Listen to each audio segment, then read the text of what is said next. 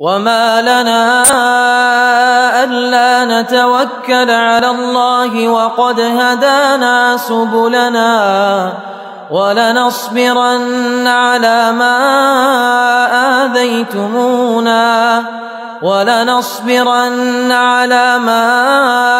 آذيتمونا وعلى الله فليتوكل المتوكلون. وقال الذين كفروا لرسلهم لنخرجنكم من أرضنا أو لتعودن في ملتنا فأوحى إليهم ربهم لنهلكن الظالمين ولنسكننكم الأرض من بعدهم ذلك لمن خاف مقامي وخاف وعيد.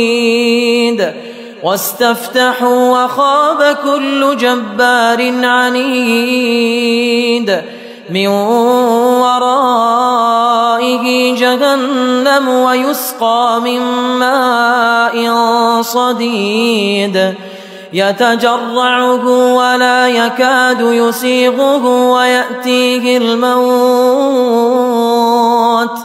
ويأتيه الموت من كل مكان وما هو بميت ومن ورائه عذاب غليظ.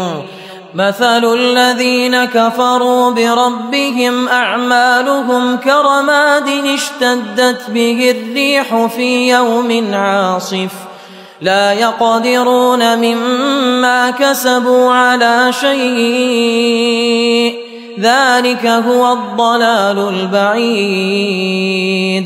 ألم تر أن الله خلق السماوات والأرض بالحق إن يشأ يذهبكم ويأت بخلق جديد وما ذلك على الله بعزيز. وبرزوا لله جميعا فقال الضعفاء